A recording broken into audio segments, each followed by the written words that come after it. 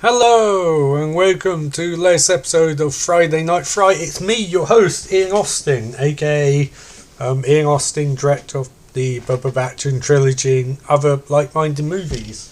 And I'm here because I'm doing my podcast, because it turns out that I can do subscriptions on Spotify. So I'm like, why not do podcasts again? And for the low price of 0.99 a month. If you live in UK or EU, I don't know how much is in America, but let's say 0.99 be accurate. For that low price, you get 4 episodes of podcast each month, plus various special things on occasion. And I promise you guys, if you're paying for it, I will do it more often. I know I'm really bad at doing podcasts, but I like money, so there you go. So what am I going to talk about in this week's podcast?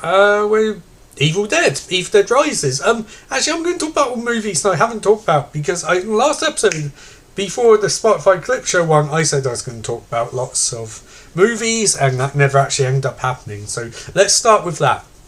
So let's start with Scream 6. I saw Scream 6 ages ago. It's now on Paramount Plus in the US, and it's coming on Paramount Plus here next week. So yeah, I probably should have talked next Tuesday actually in UK, which is pretty cool. So I probably should have talked about that a long time ago, but that's fine. Scream 6. I loved Scream 6. Yeah, that's pretty much my review. I loved it. I thought it was a really, really good movie, and it was really, really fun, and it was really, really crazy and strange and surreal, and there's some interesting aspects to it. A bit of subversion, to quote Rian Johnson, or paraphrase Rian Johnson even, and all people who hate Rian Johnson. But I liked Scream 6. I wasn't a huge fan of Scream 5, to be honest. I thought it was okay. It wasn't great. It was Scream 5 found that Scream paradox me, whereby I like the movies, I like in terms of the general nature of them, and I like the universe, but I don't like how, since the first one, they're not particularly interesting in terms of the mystery elements. It seems like people forget, especially people who work on movies, Scream works because it's a murder mystery with slasher horror overtones, but it's not strictly a slasher movie. Yes, there is slashing in it, but mystery in the first movie is so brilliantly constructed that it works. It really, really works. And future movies, they didn't do it. Scream 2, no, Scream 3, Scream 4, and even Scream 5, I enjoyed them all, but I thought these aren't the original movie. They're their own thing. They're more the Friday 13th Nightmare on Elm Street 80s vibe, where like it's just a weird collage of stuff happening. A lot of stuff, a lot of deaths, a lot of violence, but the actual heart of it isn't really there. And I think part of that's because Kevin Williamson was left alone on the first one. Him and Wes Craven weren't left alone because of the Weinstein brothers, who are, if you read anything about Hollywood history, even before the accusations came out, you knew these guys were the worst in every possible regard, and all stories I've ever heard about them back that up. They were bullies to Wes Craven on set, they're bullies to producers, they're bullies to the writers and the actors, and generally stupid stories you hear, sort of like them saying that's the wrong mask and shutting down production, all of this stuff, and it's like, just Kevin Williamson and Wes Craven, you just leave them alone to get on with what they're doing. And that's what I like about Scream 6. This doesn't feel executively mandated. It feels like a genuinely good movie with a genuinely good plot that builds to an interesting finale. Now, is it the original Scream? No, it's not the original Scream. You'll never get that again. That's a perfect storm. Literally, in some cases, with the White Harvey and Bob, the Weinsteins. But in general, it was a really, really, really good movie, I think. The original Scream, and Scream 6 went back to it. And it's a really, really, really good movie. And I think the best part about Scream 6 is the New York aspect. I know Friday 13th, Jason Takes Manhattan went to New York, and I do really enjoy that movie, although the criticism of it is that he doesn't get to Manhattan per se, but to much later in the movie. But in general, it uses New York in interesting ways, and I think this does the same. It's like, having been to New York multiple times, because I am the best, I have seen it firsthand, and it is very, very cool parts of it. And this captures that vibe of being in New York. obviously most people in New York aren't chased by a bunch of serial killers wearing Halloween costumes, but the general nature of New York feels pretty honourable, and it uses the nature of getting out of the base city in an interesting way. And it's something I'll go with my Evil Dead Rises review as well, where Scream 6 feels like it takes getting out of Woodsboro is a good thing. That's the first thing you could really say, or the truest thing you could really say. Getting out of Woodsboro was the best thing they could have done, because dear God, so much stuff happening there eventually after a while it gets really irritating. And yeah, the other thing is to obviously not beat around the bush. Sydney not being in the movie, I know a lot of people were very upset about it, and that's fair enough, that's fair to say, but for me I was like, I didn't mind it because, to be honest, I was kind of sick of Sydney being in every single movie. I know franchises and main actors and they should be paid correctly and all of that, but I didn't want to see her go through the same thing all over again, because to me that isn't very interesting. And I just thought, you know what, can we just do something where she's not the one who is terrorised? Because at some point it becomes a parody, you know, it's sort of like it's a Ripley and Aliens thing, where it's like, how many times can the same thing happen to the same person before you start and think this doesn't make any goddamn sense? That's not against Neve Campbell, because I thought she was the best part of Scream 5, but you know, sometimes it's okay for characters to sit out and not do anything, and no reason here was fiscally related, but in general, you know, the movie benefited from her not being in it, because she wouldn't, to be honest, I don't know what she would have done. And I think having the two new characters, Jenna Ortega and Melissa, I'm not Barrera, I probably guessed the name wrong, but they're fantastic. Like, the Murder Sisters, as they're called, which is a really cool name. And it's interesting to see where that's going, because obviously you have the daughter of Billy. I think Sam, daughter of Billy. Yeah, so to see that vibe go down, it's an interesting development. It's something where they teased it with some of the Halloween movies, where it's like the legacy killer and stuff like that, but they never really went full blown with it, but they do here. So yeah, Scream 6, I would probably give a 4. I saw it twice. I did really enjoy it. So yeah, 4 out of 5 for Scream 6. And now to Evil Dead 5, Evil Dead Rises, which I know some people would say, dude, it's not a sequel, it's like a remake, but I think Evil Dead's all part of the same continuity. And the reason why is because if you remember Evil Dead 2, frigging time travel. So as far as I'm concerned, these are all same continuity. And yes, time may change, and you know, Ash, and I haven't seen all of Ash vs Evil Dead. I know, revoked my Evil Dead card, but I haven't seen it. But I do remember that it had, from what people said, it had the apocalypse at the end of it. And I was like, well, Ash just went back in time again, because it's been a while now. You obviously hear Bruce Campbell's voice in this movie, and there's some suspicion that from the director saying, oh, it's a time to space Ash, and I'm like, yeah, sure, why not? Like, you know, but Evil Dead 5 for me works, because again, the same thing, it gets out of the familiar terrain. In the other movies, it's always set in cabin, except for Evil Dead 3, where it's set in past. But in general, it's a cabin, it's teenagers, and it's horrific violence. This movie does have a cabin, teenagers, and horrific violence, but the main part of it is about family, and it's something which we don't really see very much in in an Evil Dead movie, because normally in Evil Dead movies it's chaos, and it's, you know, it's not a family unit. So here it's really tense, because you got kids, and you got teenagers, and you got a mum, and you got the aunt.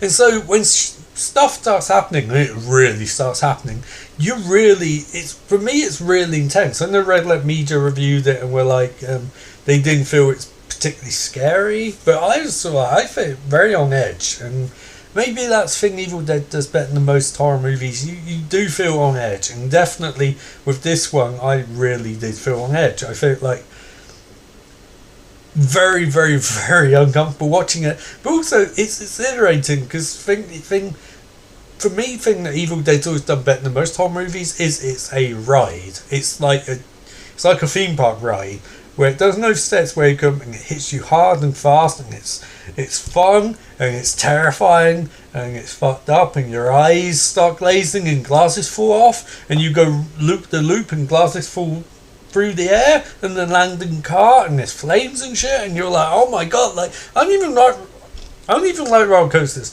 I'm bad with heights and bad with roller coasters, but Evil Dead is like, it's like the best movie franchise, the best experience, the best adrenaline ride, the best drug, to be honest. Let's be perfectly honest. Evil Dead movies are an amazing high.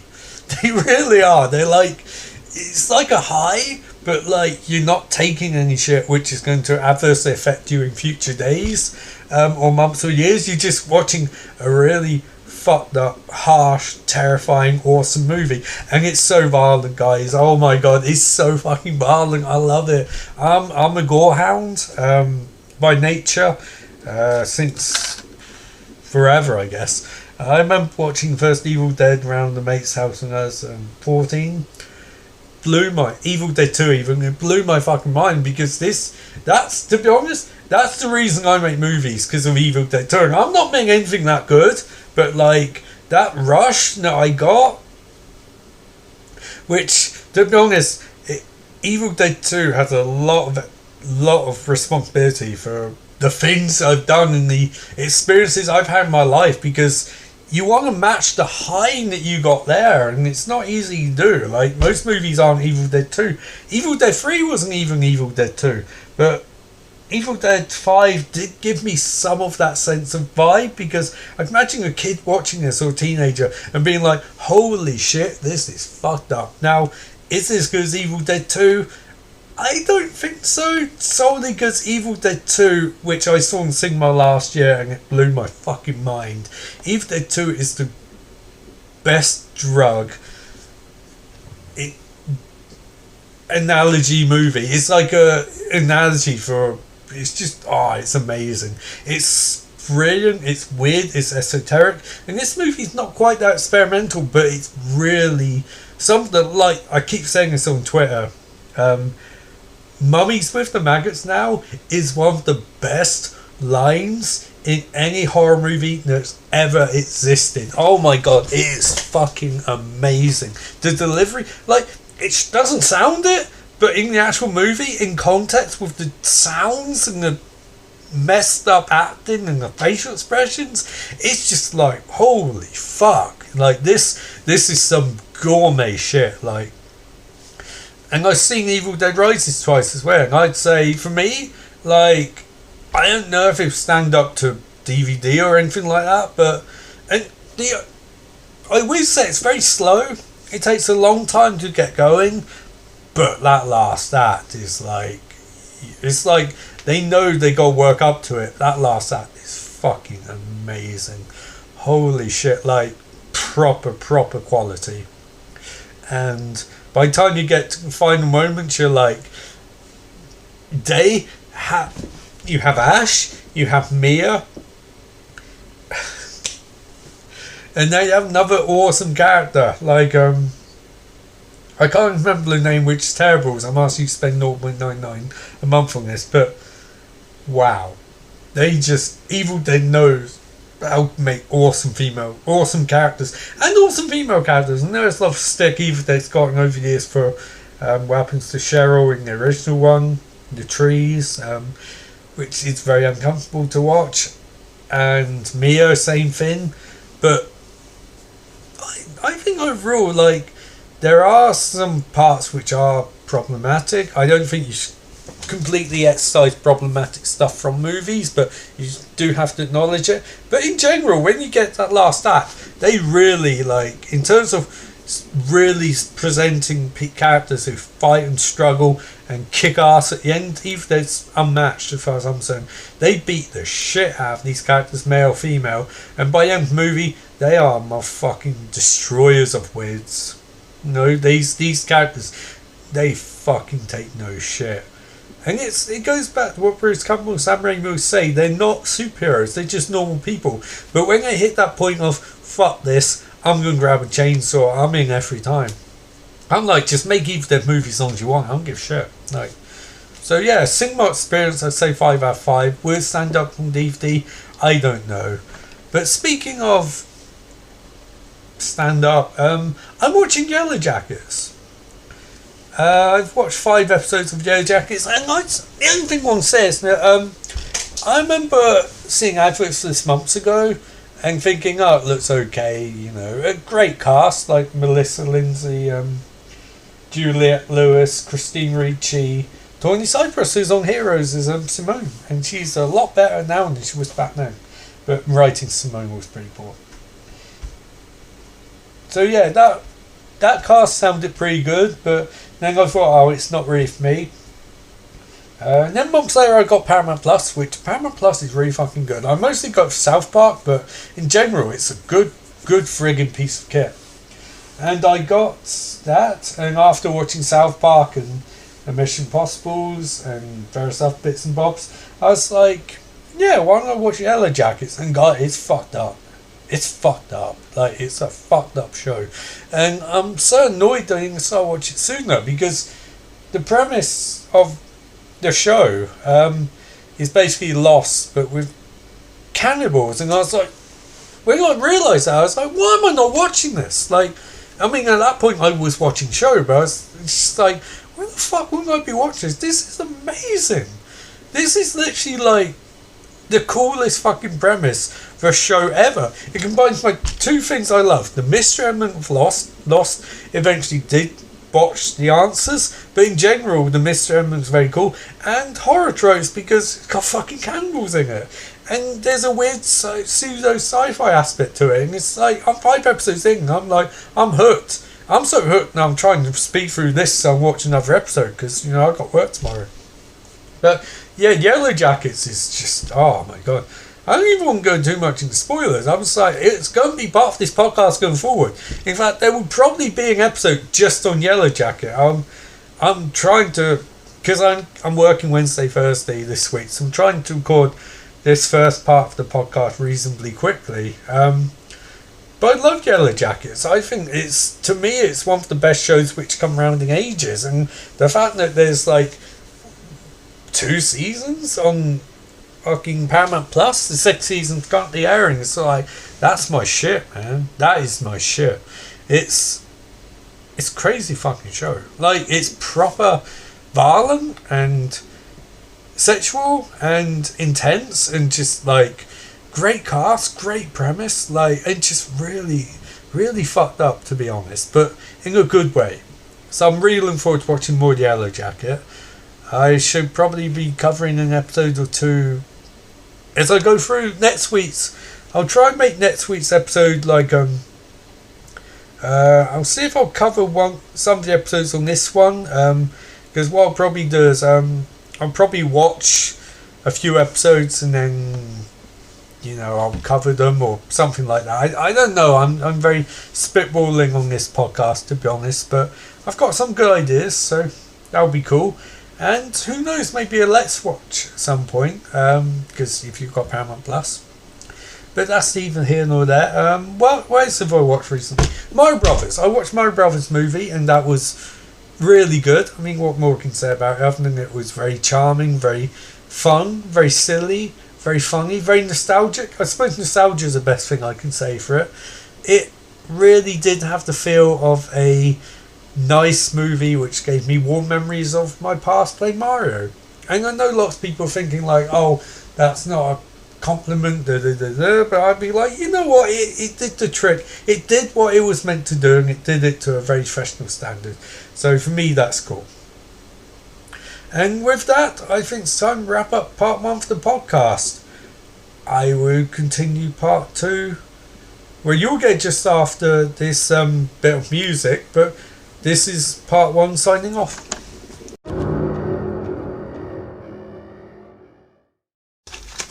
Hey guys, it's time for part 2. If I sound different and crackly, it's because I have cold, so yay.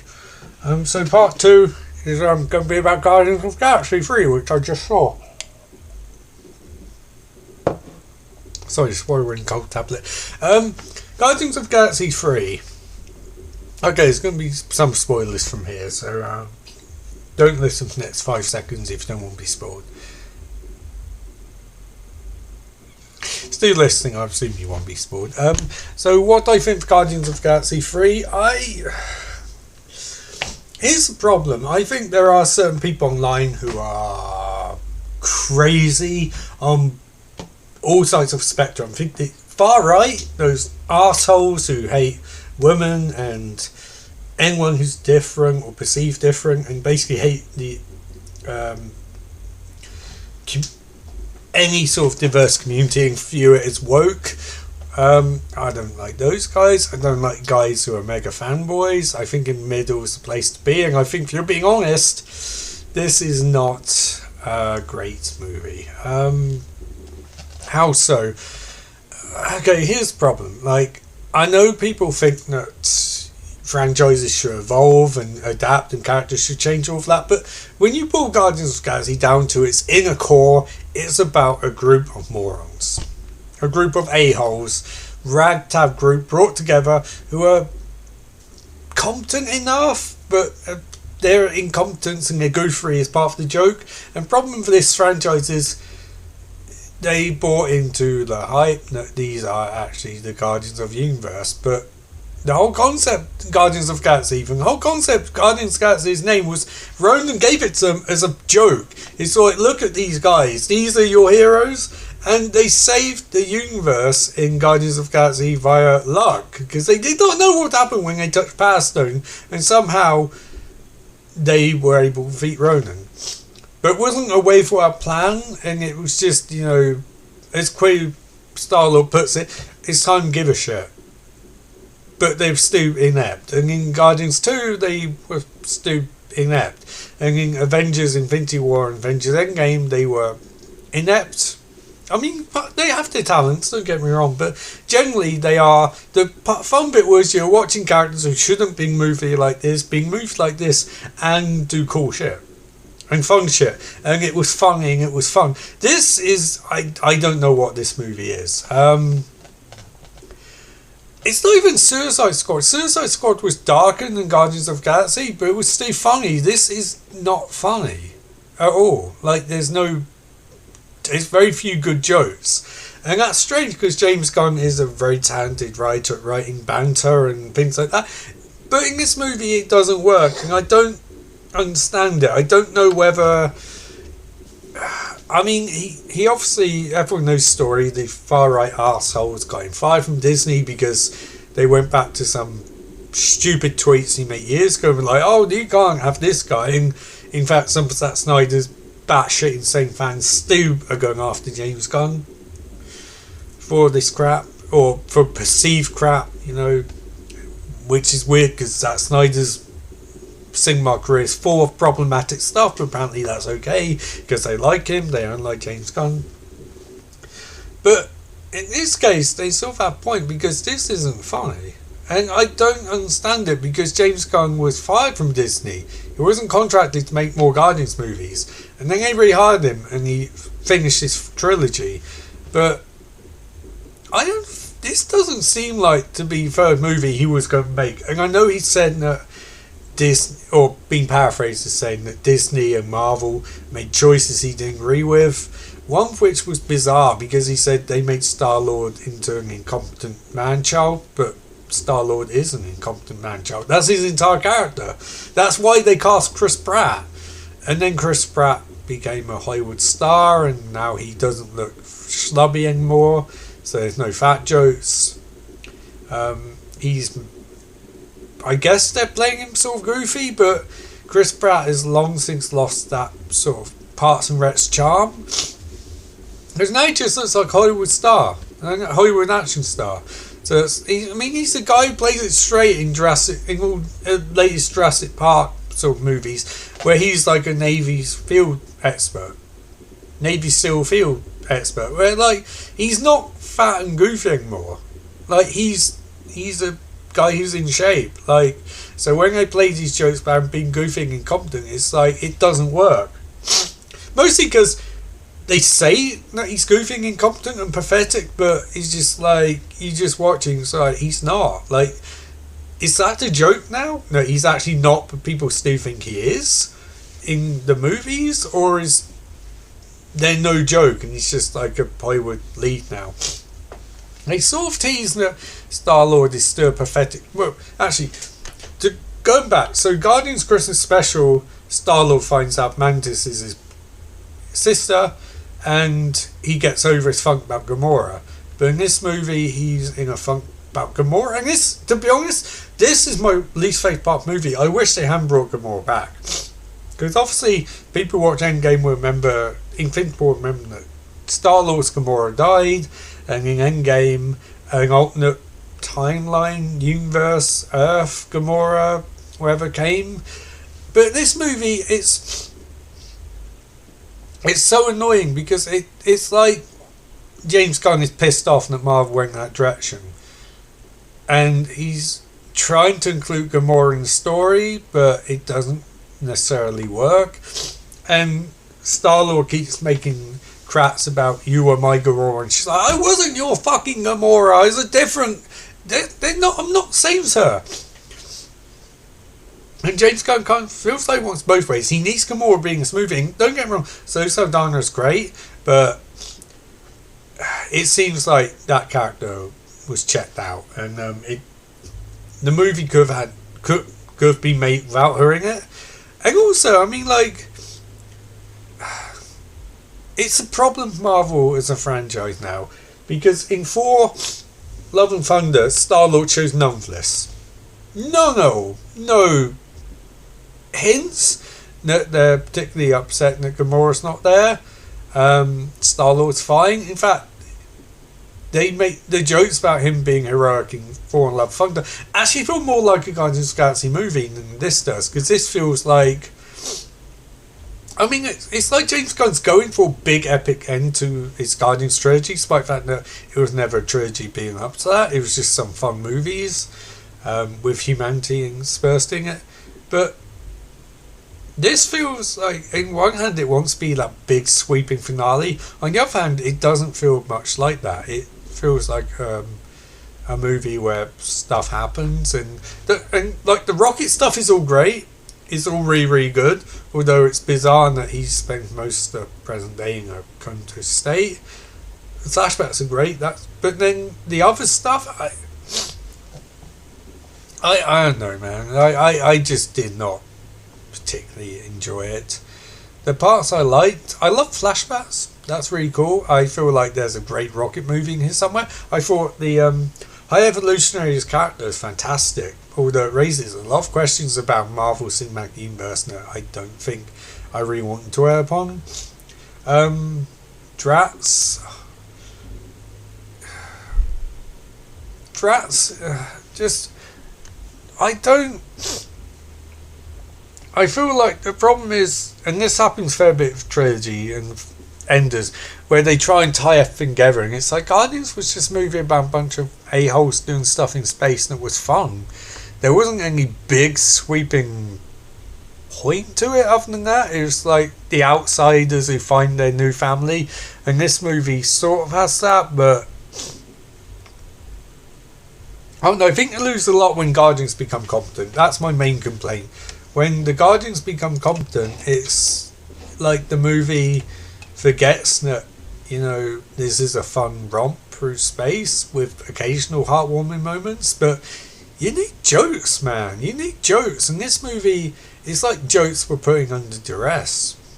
And I don't know about you guys, but I just feel like Marvel Studios is just, I feel like the penny has dropped now, and it is too unwieldy for its own good. I don't know. I feel like everyone's just on completely different wavelengths, and a movie's quality isn't guaranteed by Marvel Studios anymore, because I thought Ant-Man's pretty poor. I think Guardians is... Okay, so if I was really going to sum up Guardians, I would sum it up as the last sequence is fantastic, but it's not an ending to this movie. It's like... I don't know, man. I wasn't a fan. I really just found the experience of watching it to be a tough one. I think it's not the movie it should have been. It's not the movie it could have been. It's just, I don't know. It makes me wonder if Marvel Studios has hit its peak. I know a lot of people said it did after Endgame, but for me, I'd probably say Spider-Man, the last one, No Way Home, where it's like the last Marvel movie I loved. I mean, last Marvel movie I thought was genuinely really good. I like Black Panther 2, and I loved Doctor Strange, but Spider-Man No Way Home really does feel like the end of an era. Especially as like to bring those Spider-Man characters back again would lessen the point.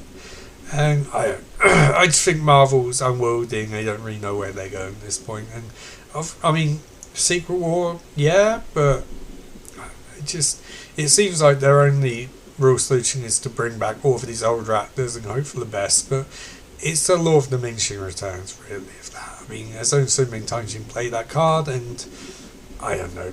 I wasn't a fan of Guardians of the Galaxy 3. I know no one will really give a fuck, but I wasn't. What did I give it?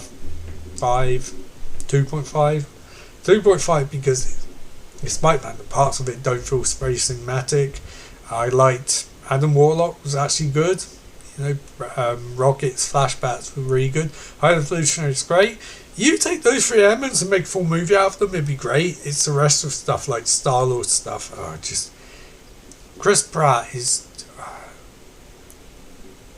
I think when comedic actors decide to become Hollywood stars, it's better for their bank balance and probably their health and career and all of that. But give me Parks and Rec's goofy improvising Chris Pratt any day over this generic Hollywood lead version. Write Drat's some better jokes next time. Probably one. Gamora probably didn't need to be in this movie, and you know, just yeah, I think there's a great movie in here somewhere. I just don't think it's the one that's released. So there you go.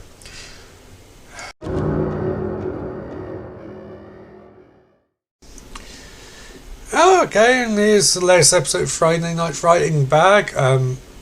With my loser take on Guardians of the Galaxy 3. I don't know. I honestly, I think